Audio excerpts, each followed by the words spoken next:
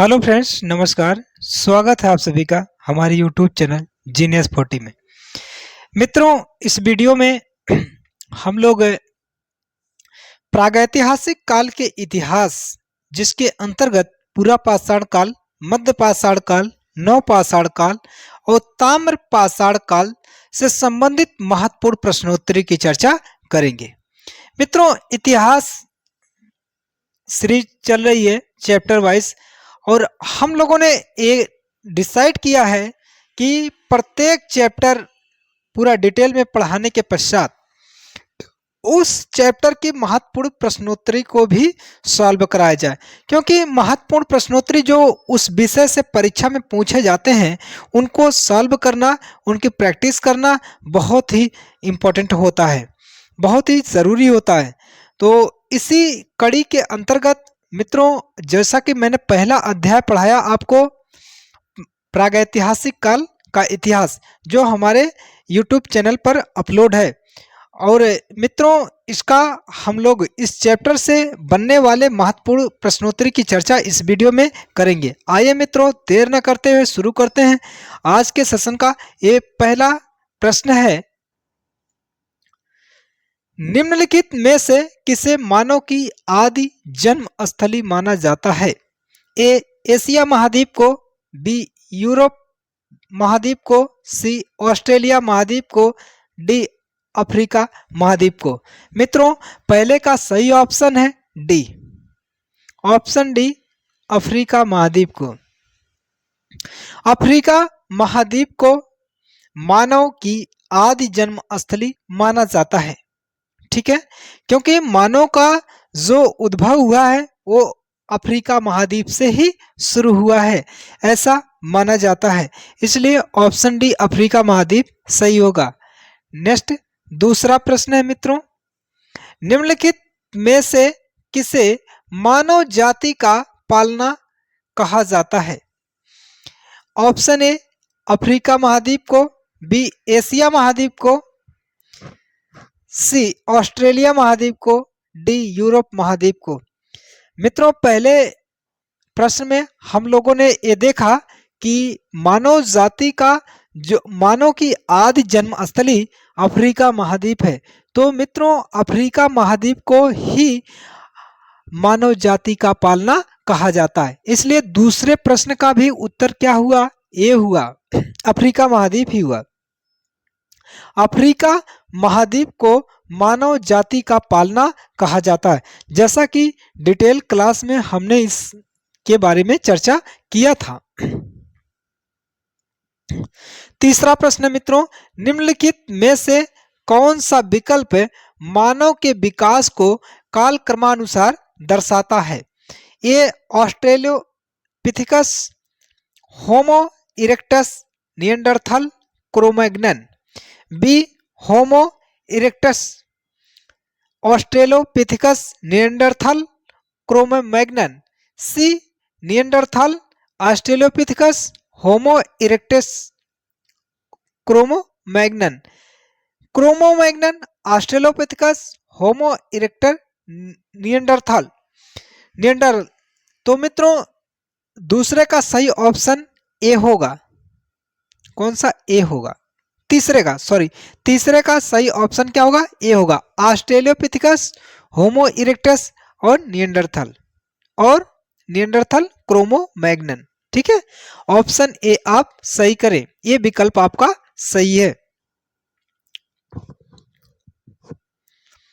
ठीक है, नेक्स्ट चौथा प्रश्न मित्रों,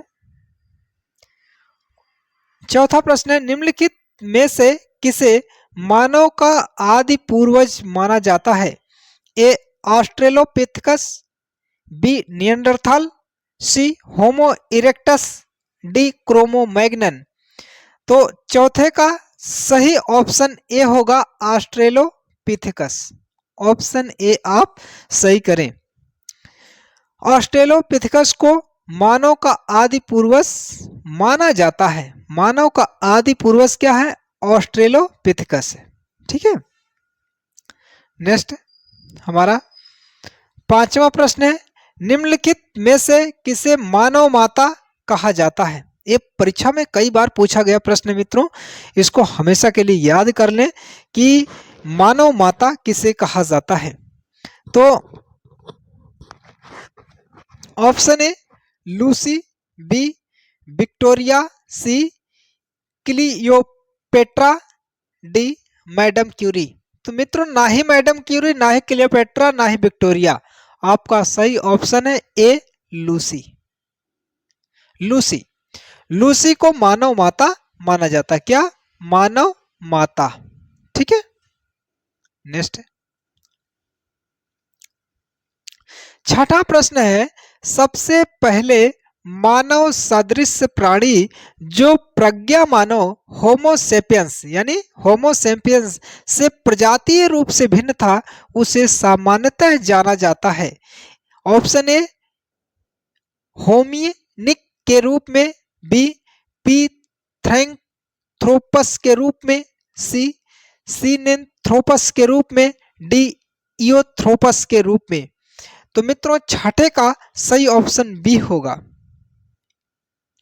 पिथेकैंथ्रोपस के रूप में। पिथेकैंथ्रोपस के रूप में सबसे पहले मानव प्राणी को प्रज्ञा मानव, ठीक है, यानी होमोसेपियंस प्रजाति से भिन्न माना जाता था। सातवां प्रश्न है, भारत के किस क्षेत्र से सर्वप्रथम मनुष्य संबंधी पुरातात्विक प्रमाण मिले हैं? ए सोहन घाटी, बी नर्मदा घाटी, सी बेलन घाटी, डी बोलन घाटी। तो सातवें का सही ऑप्शन बी होगा मित्रों, क्या है? नर्मदा घाटी। ऑप्शन बी आप सही करें, नर्मदा घाटी, ऑप्शन बी। भारत के नर्मदा घाटी क्षेत्र से सर्वप्रथम मनुष्य संबंधी पुरातात्विक प्रमाण मिले हैं। नेक्स्ट आठवां प्रश्न, आठवां प्रश्न है, होमो इरेक्टस का एक कपाल निम्न में से किस स्थल से प्राप्त हुआ था? ए नर्मदा घाटी में हथनोरा से, बी सोन घाटी में बागोर से, सी नर्मदा घाटी में होशंगाबाद से, डी बेलन घाटी में बांस घाट से। तो आठवें का सही ऑप्शन ए होगा नर्मदा घाटी। नर्मदा घाटी में हथनोरा से होमो इरेक्टस का एक कपाल प्राप्त हुआ था। नौवां प्रश्न है, निम्नलिखित में से किसे प्राचीनतम द्विपद मानव, प्राचीनतम द्विपद मानव कहा जाता है? ए ऑस्ट्रेलोपिथेकस, बी निएंडरथाल, सी पिथेकैंथ्रोपस, डी क्रोमोमैग्नन। तो नौवे का सही ऑप्शन होगा सी। नौवे का सही ऑप्शन ये सी है, पिथेकोथ्रोपस। ठीक है, नेक्स्ट 10वां प्रश्न है, निम्नलिखित में से किसे आग की खोज करने का श्रेय दिया जाता है? ए ऑस्ट्रेलोपिथेकस को, बी निएंडरथाल को, सी होमो इरेक्टस को, डी क्रोमैग्नन को। तो 10वें का सही ऑप्शन सी होगा, होमो इरेक्टस को। होमो इरेक्टस को आग की खोज करने का श्रेय दिया जाता है। 11वां प्रश्न है, निम्नलिखित में से किसे मृतकों का अंतिम संस्कार करने वाला प्रथम मानव माना जाता है? ए ऑस्ट्रेलोपिथेकस को, बी पिथेकैंथ्रोपस को, सी निएंडरथाल को, डी क्रोमैग्नन को। तो 11वें का सही ऑप्शन होगा बी, पिथेकैंथ्रोपस को मृतकों का अंतिम संस्कार करने का प्रथम श्रेय जाता है। ठीक है, यहीं से मृतकों के अंतिम संस्कार करने के प्रमाण प्राप्त हुए। 12वां प्रश्न है हमारी स्क्रीन पे मित्रों,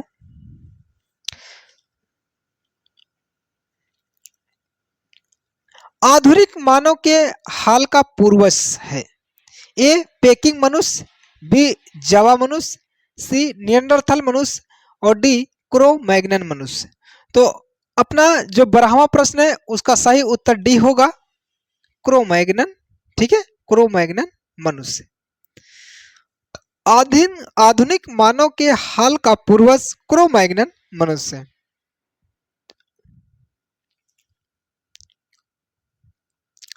इसके बाद 13वां प्रश्न, निम्नलिखित में कौन सा नवीनतम समझा जाता है? ए नियंडरवाल मानव, बी हिंडलबर्ग मानव, सी पिलगटन मानव और डी क्रो-मैग्नन मानव। तो 13वां का सही ऑप्शन होगा डी क्रो-मैग्नन मानव। क्रो-मैग्नन मानव को नवीनतम समझा जाता है। ठीक है। 14वां प्रश्न है हमारे स्क्रीन पे, प्रारंभिक पूर्ण मानव को किस नाम से जाना जाता था? ए पिथेकैंथ्रोपस को, बी मेंडेलियन को, सी निएंडरथैल को और डी क्रो-मैग्नन। तो 14वें का सही ऑप्शन डी होगा क्रो-मैग्नन। क्रो-मैग्नन, प्रारंभिक पूर्ण मानव को क्रो-मैग्नन नाम से जाना जाता था। ठीक है। नेक्स्ट 15वां प्रश्न है, आधुनिक मानव को वैज्ञानिक भाषा में कहा जाता है? Option A Australopithecus, B Pithecanthropus, C Neanderthal और डी होमो सेपियंस। तो 15वें का सही ऑप्शन है D Homo sapiens. Homo sapien मानव को आधुनिक मानव, ठीक है, आधुनिक मानव को होमो सेपियंस, वैज्ञानिक भाषा में होमो सेपियंस कहा जाता है। 16वां प्रश्न है, किस स्थल पर प्रथम भारतीय पुरापाषाण कलाकृति की खोज हुई थी? ए दायमाबाद, बी मिर्जापुर, सी पल्लवरम, सी डी सोहन घाटी। तो मित्रों सही ऑप्शन है 16वें का सही ऑप्शन होगा सी पल्लवरम। ऑप्शन सी सही होगा पल्लवरम। पल्लवरम स्थल पर मानव भारतीय पुरापाषाण कलाकृति की खोज हुई थी। नेक्स्ट 17 नंबर का प्रश्न है, भारत में सर्वप्रथम पूर्व पाषाण कालीन उपकरण रॉबर्ट ब्रूस फुट को कब मिला था? 17 का ऑप्शन दिया 1860 ईस्वी में, बी 1863 ईस्वी में, सी 1873 ईस्वी और डी 1878 ईस्वी। सही ऑप्शन है मित्रों ऑप्शन बी 1863 ईस्वी। 1863 ईस्वी में भारत में सर्वप्रथम पूर्व पाषाण कालीन उपकरण रॉबर्ट ब्रूस फुट को मिला था। 1863 ईस्वी में प्राप्त हुआ था। 18वां प्रश्न मित्रों, रॉबर्ट ब्रूस फुट जिन्होंने भारत में पूर्व पाषाणिक उपकरण की खोज की मूलतः थे? ए पुरा वनस्पति शास्त्री, बी एक भूवैज्ञानिक, सी एक पुरातात्विकविद और डी एक इतिहासकार। तो 18वां का सही ऑप्शन बी होगा, एक भूवैज्ञानिक थे। क्या थे? एक भूवैज्ञानिक थे। कौन? रॉबर्ट ब्रूस फुट, जिन्होंने भारत में पूर्व पाषाणिक उपकरण की खोज की थी। ठीक है। नेक्स्ट 19वां प्रश्न, निम्नलिखित में से किसे भारत में प्रागैतिहासिक पुरातत्व का जनक कहा गया है? A H D Sankalia, B A Cunningham, C F R Allchin, D Robert Bruce Foote. तो सही ऑप्शन रॉबर्ट ब्रूस फुट है। 19वें का सही ऑप्शन डी होगा, option D Robert Bruce foot. Option D आप सही करें। रॉबर्ट ब्रूस फुट प्रागैतिहासिक पुरातत्व का जनक, भारतीय प्रागैतिहासिक पुरातत्व का जनक कहा जाता है।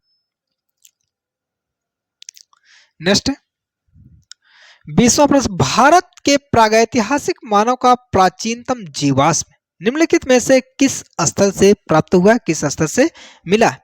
ए भीमबेटका, बी हथनोरा, सी सरावना हरराय, डी दमदमा।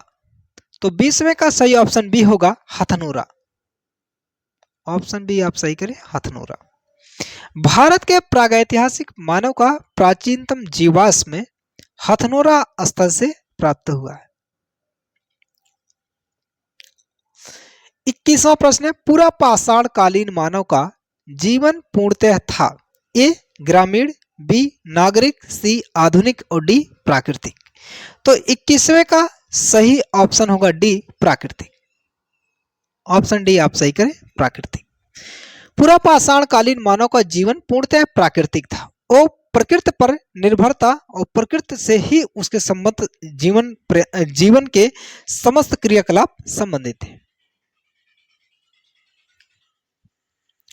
22वां प्रश्न है, पूर्व पाषाण कालीन मानव का मुख्य धंधा था।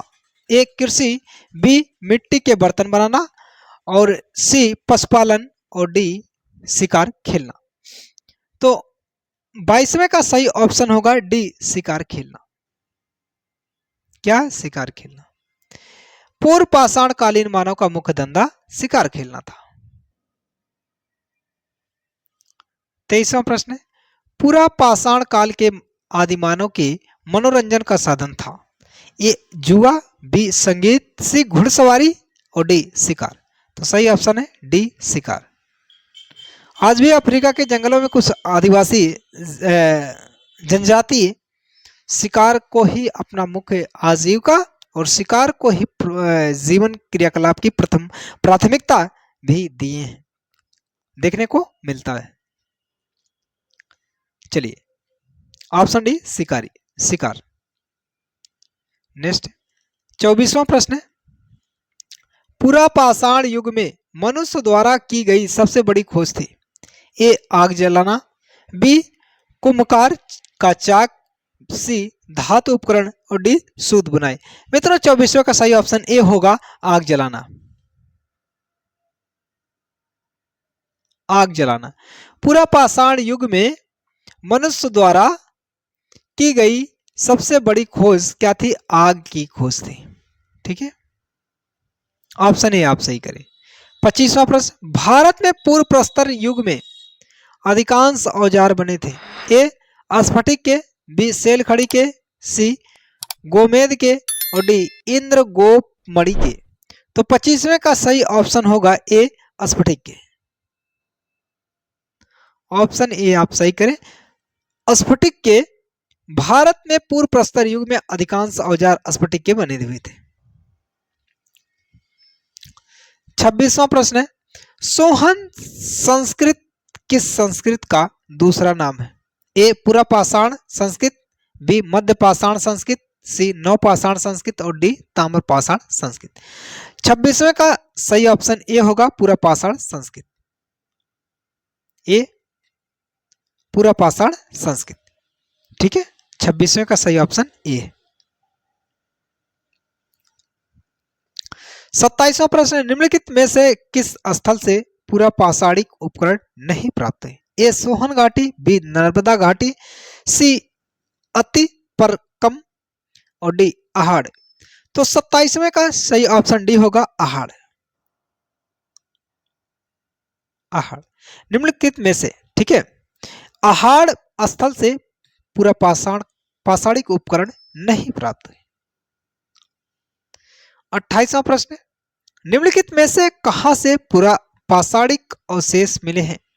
ए पंजाब, बी कलकत्ता, सी लखनऊ और डी बेल्लारी।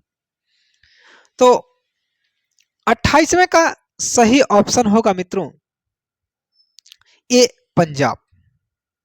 कौन सा? पंजाब। निम्नलिखित में से पंजाब से पूरा पाषाणिक अवशेष मिले। निम्नलिखित में से कहां से पूरा पाषाणिक अवशेष मिले? तो पंजाब से मिले। नेक्स्ट, सिंघावल एक पूरा स्थल है। ए निम्न पाषाण संस्कृत का, बी मध्य पाषाण संस्कृत का, सी नव पाषाण संस्कृत का और डी ताम्र पाषाण संस्कृत का। तो 29 का सही ऑप्शन ए होगा निम्न पाषाण संस्कृत का। निम्न पाषाण संस्कृत का ऑप्शन ए सही होगा। सिंघावल एक निम्न पूर्व पाषाण संस्कृत का पूरा स्थल है। ठीक है, 30वां प्रश्न, निम्न पूर्व पाषाण काल के मानव के बारे में कौन सा तथ्य सही है? वह कोर उपकरणों का प्रयोग करता था, बी वह लघु पाषाण उपकरणों का प्रयोग करता था, सी वह पशुपालक था, और डी वह पालिशदार कुल्हाड़ियों का प्रयोग करता था। तो 30वें का सही ऑप्शन ए है, वह कोर उपकरणों का प्रयोग करता था, वह कोर उपकरणों का प्रयोग करता था। ठीक है,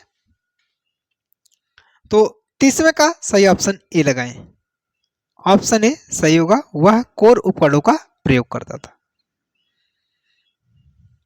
31वां प्रश्न,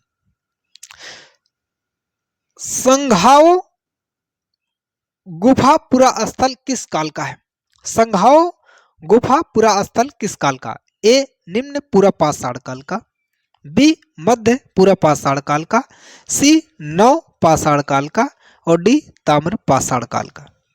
तो मित्रों 31वें का सही ऑप्शन बी होगा, मध्य पुरा पाषाण काल का, मध्य पुरा पाषाण काल का। ठीक है, ऑप्शन बी आप सही करें। नेक्स्ट 32वां प्रश्न है, निम्नलिखित में से कौन सा एक औजार पूरा पाषाण संस्कृति से संबंधित नहीं है? ए कुल्हाड़ी, बी गंडासा, सी बिदारड़ी, और डी सेल्ट। तो 32वें का सही ऑप्शन डी होगा, सेल्ट। क्या है? सेल्ट। ठीक है, ऑप्शन डी आप सही करिए मित्रों, सेल्ट। सेल्ट औजार पूरा पाषाण संस्कृति से संबंधित नहीं है। 33वां प्रश्न, उच्च पूरा पाषाण युगीन हड्डी की बनी हुई मातृ देवी की प्रतिमा कहां से प्राप्त हुई? ये बहुत इंपॉर्टेंट प्रश्न है मित्रों। तो ऑप्शन ए नर्मदा घाटी मध्य प्रदेश, बी सोन घाटी मध्य प्रदेश, सी बेलन घाटी उत्तर प्रदेश, डी गोदावरी घाटी महाराष्ट्र। तो 33वें का सही ऑप्शन सी होगा मित्रों, बेलन घाटी उत्तर प्रदेश। ठीक है, ऑप्शन सी आप सही करेंगे, बेलन घाटी उत्तर प्रदेश। चलिए 34वां प्रश्न, निम्नलिखित में से किसे फलक संस्कृत ब्लेड कल्चर कहा जाता है? ए निम्न पूरा पाषाण कालीन संस्कृत, बी मध्य पूरा पाषाण कालीन संस्कृत, सी उच्च पूरा पाषाण कालीन संस्कृत, और डी हड़प्पा संस्कृत। मित्रों 34वें का सही ऑप्शन सी होगा, उच्च पूरा पाषाण कालीन संस्कृत। उच्च पूरा पाषाण कालीन संस्कृत को फलक संस्कृत कहा जाता है। ठीक है, 35वां प्रश्न, निम्नलिखित में से किस प्रागैतिहासिक पुरा स्थल से शुतुरमुर्ग के अंड कवक मिले हैं? ए पटड़े, बी अहाड़, सी कायथा, और डी चिराद। तो 35वें का सही ऑप्शन ए होगा, पटड़े। ऑप्शन ए आप सही करें, पटड़े। ठीक है, पटड़े प्रागैतिहासिक पुरा स्थल से शुतुरमुर्ग के अंड कवक मिले हैं, एग सेल्स मिले हैं। ठीक है, 36वां प्रश्न, आंध्र प्रदेश का मुच्छतला चिंतामनुगावी शिलाश्रय किस रूप में जाना जाता है? ए भारत में उच्च पाषाणिक हड्डी सींगों से बने उपकरणों के सर्वाधिक समृद्ध प्राप्ति स्थल के रूप में, बी हड़प्पा सभ्यता के एक पुरा स्थल के रूप में, सी ताम्र पाषाणिक संस्कृति के एक पुरा स्थल के रूप में, और डी लौह उपकरण प्राप्ति स्थल के रूप में। तो 36वें का सही ऑप्शन मित्रों ए होगा, 36वें का सही ऑप्शन ए होगा, भारत में उच्च पूरा पाषाणिक हड्डी सींगों से बने उपकरणों के सर्वाधिक समृद्ध प्राप्ति स्थल के रूप में। ऑप्शन ए आप सही करेंगे। चलिए नेक्स्ट 37वां प्रश्न।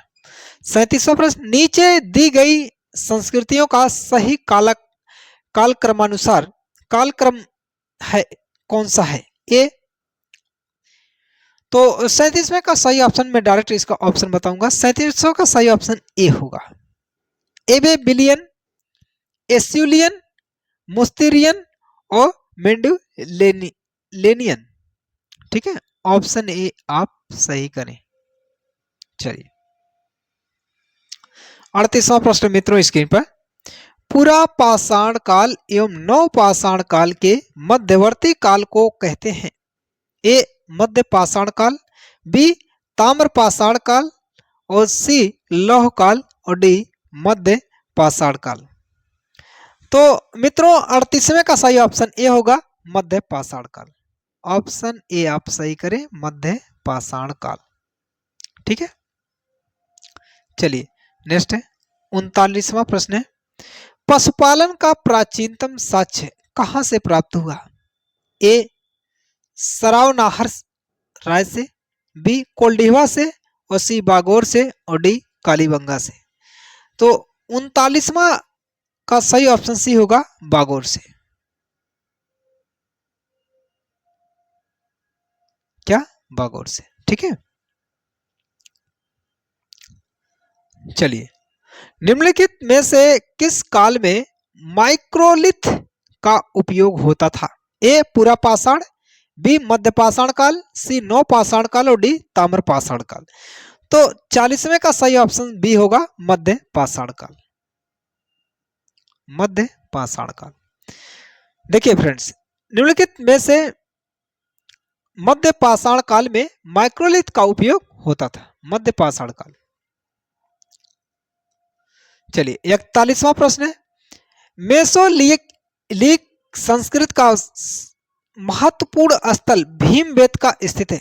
ए गुजरात में, बी पंजाब में, सी मध्य प्रदेश में और डी राजस्थान में। तो 41वां का सही ऑप्शन है सी मध्य प्रदेश। सी मध्य प्रदेश में। ठीक है, नेक्स्ट 42वां प्रश्न।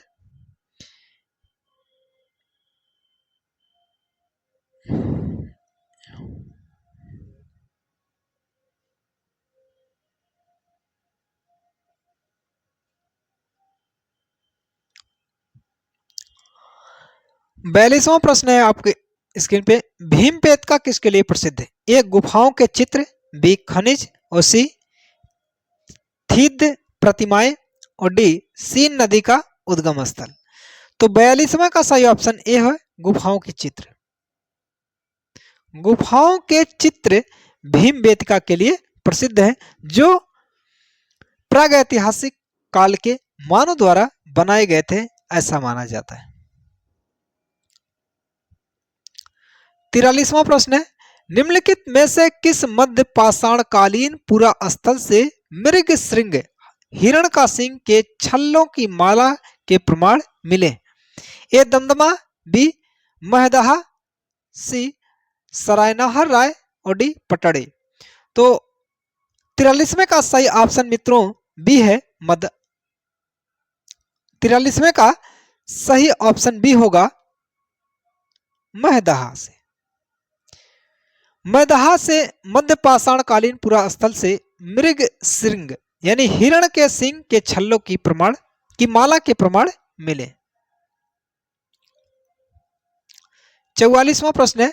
निम्नलिखित में से किस मध्य पाषाणिक स्थल से हड्डी के बने आभूषण प्राप्त हुए? ए बागौर, दो बी बागौर द्वितीय, सी वीर भानपुर और डी महदहा। तो 44वें का सही ऑप्शन ए होगा बागौर से। कौन सा? बागौर से। ऑप्शन ए सही करें। बागौर स्थल से मध्य पाषाणिक स्थल से हड्डी के बने आभूषण प्राप्त हुए हैं। 45वां प्रश्न। निम्नलिखित में से कौन सा स्थल प्रागैतिहासिक चित्रकला के लिए प्रसिद्ध है? ए बाग, बी अजंता, सी भीमबेटका और डी अमरावती। तो 45वें का सही ऑप्शन होगा सी भीमबेटका। ऑप्शन बी आप सही करें, भीमबेटका। भीमबेटका स्थल प्रागैतिहासिक चित्रकला के लिए प्रसिद्ध है? जैसा कि पिछले प्रश्न में भी इसकी चर्चा हुई। 46वां प्रश्न है, सराय नाहर राय और मैदाहा संबंधित है। ए विंध्य क्षेत्र की मध्य पाषाण संस्कृति से, बी विंध्य क्षेत्र की नवपाषाण संस्कृति से, और सी गंगा घाटी की मध्य पाषाण संस्कृति से, और डी गंगा घाटी की नवपाषाण संस्कृति से। तो 46वें का सही ऑप्शन मित्रों होगा सी गंगा घाटी की मध्य पाषाण संस्कृति से। ऑप्शन सी आप सही करें, ऑप्शन सी सही होगा। सराय नाहर राय और मैदाहा गंगा घाटी की मध्य पाषाण संस्कृति से संबंधित है।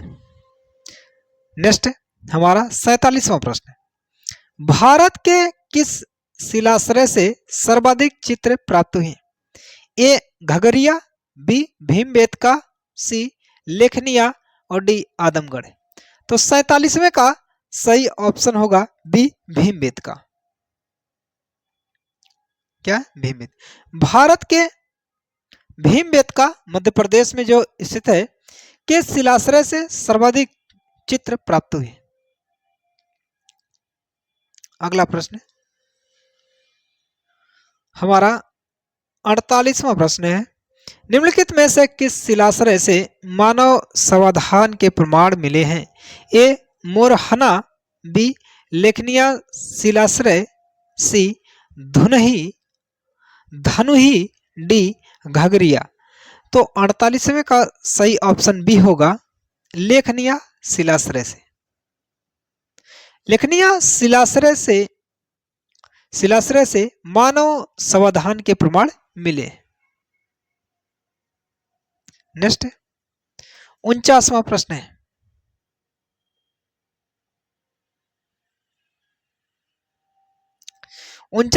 निम्नलिखित पर विचार कीजिए।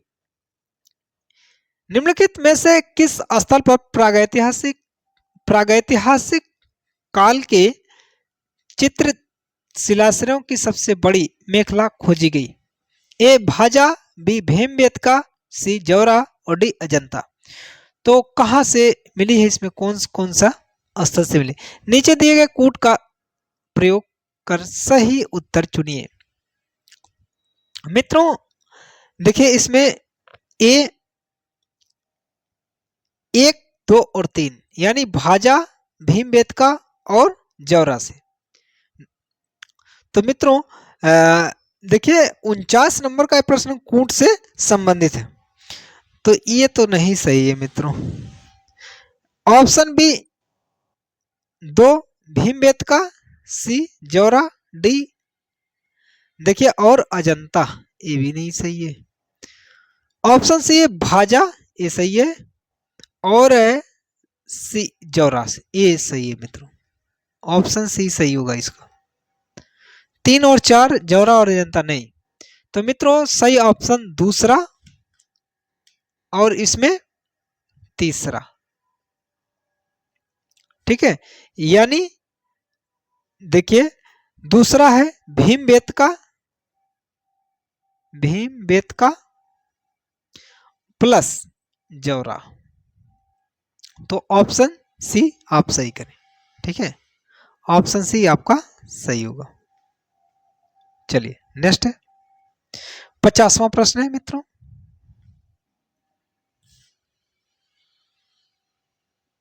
प्रश्न है, पुरातात्विक प्रमाण के आधार पर किस काल के बारे में कहा जा सकता है कि लोग मृतकों के अंत्येष्टि संस्कार से पहली बार परिचित हुए? ए निम्न पुरापाषाण काल, बी मध्य पुरापाषाण काल, सी उच्च पुरापाषाण काल, और डी मध्य पाषाण काल। तो 50वां का सही ऑप्शन जो है मित्रों वो डी है, मध्य पाषाण काल। मध्य पाषाण काल देखिए मध्य पाषाण काल से के पुरातात्विक प्रमाण के आधार पर देखिए मध्य पाषाण काल के बारे में कहा जा सकता है कि लोग मृतकों के अंत्येष्टि संस्कार से पहली बार परिचित हुए थे। मित्रों आज के सेशन का ये हमारा टॉप 50 प्रश्न था। टॉप 50 प्रश्न था। और ये इतिहास जो सीरीज चल रही है, इतिहास सीरीज के अंतर्गत हमारे पहले चैप्टर का क्या था, हमारा प्रैक्टिस सेट था, ये प्रैक्टिस सेट। ऐसे ही हम लोग प्रत्येक चैप्टर को पूरा डिटेल में पढ़ेंगे और उससे पूछे गए जो एग्जाम में क्वेश्चन हैं उनके बारे में भी चर्चा करेंगे वीडियो। तो वीडियो पसंद आए तो वीडियो को मित्रों लाइक करें, शेयर करें, कमेंट करें और हमारे चैनल को जरूर सब्सक्राइब करें। और प्रत्येक वीडियो की पीडीएफ प्राप्त करने के लिए हमारे टेलीग्राम चैनल को जरूर ज्वाइन करें। ठीक है, धन्यवाद, नमस्कार, मिलते हैं कल इसी वक्त इसी टाइम।